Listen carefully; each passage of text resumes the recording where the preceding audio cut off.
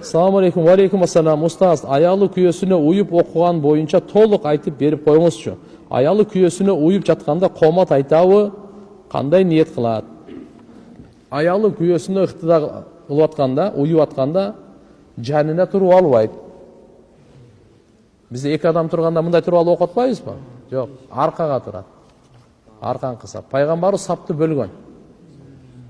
Пайғамбарымыз айтқан, аялдарды сер арқаға қойғыла, қандай Алла аларды арқаға қойған.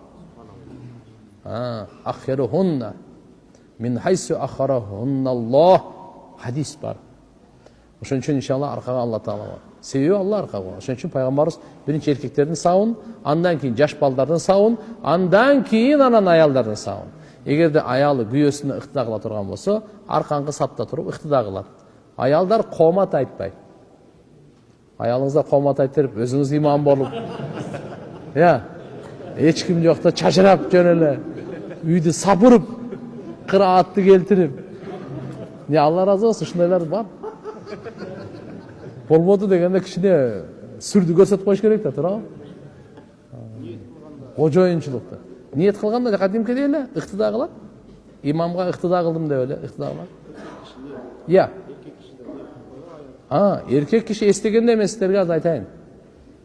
Erkek kişilerге имамчылык кылып атканда, ушулардын намазына имамчылык кылам деп ниет кылганын кажети жок. Эгерде артында аялдар ыктыда кыла турган болсо, анда аялдарга имамчылык кылып атканын ниетин кылган эркекке фарыз болуп калат. Болбосо алардын намазы болбой калат бизде. Ваджип да? Түшүнүктүүбү? Мисал айтайын сиздерге. Имам болду. Намазды ниет кылат дагы Аллаху акбар кетти. Аркада сиз келдиңиз, сизге бир кошумча ниет кылышыңыз керек. Имамга уюдум деген. Имамга уюдум деген ниетти кылбасаңыз, сиздин намазыңыз имам менен болбойт. Сиз мисалы азыр куптан намазды окуп атасыз. Куптан намазды, бүгүнкү куптан намазды окуганга ниет кылдым, бул өзүнчө. İmamga uyudum, imamga жүктөдүм деген ниетиңиз өзүнчө. Сизге эки ниет. Эгерде сиз имамга uyudum ниет кылбасаңыз, сиз жамаат менен куптан окуган жоксуз. Сиз унчукпай эле отурасыз, сиздин өзүңүздүн намазыңыздан болгон жок даже. Ошон үчүн имамга uyudum, жүктөдүм деген ниет кетиш керек. Түшүнүктүү? Так. Эми мисалы, бир адам намаз окуп атат. Өзүн элечи, жалгыз эле окуп атат.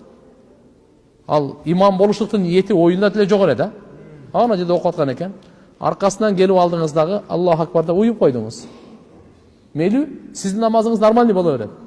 Демек, ушундан билинди, имам аркадагы эркектерге имам экенине ниет кылыштын кажети жок. Мүмкүн сиз туруп алып, мен аркадагы ниет кылган жок элем, булар эмне мага ыктыда кылып алды деп. Же болбосо, анча-мынча жакпаган адам ыктыда кылып алды депчи. Жок, бар намаз боло берет. Бирок аялдар аркаңызда мисалы жумада, кээде аялдар келип калат, чет мамлекеттерде, мечиттеринде келип калат. Мисалы жана башка ушундайлар болуп калган, же үйдө окуп калган учурларда, эгерде аркаңыздан аялдар ыктыда кыла турган болсо, аялдарга имам экениңизди ниет кылып коесуз. Эркек. Аркада турду, коматты эркек айтат, намазды окуйт, болду.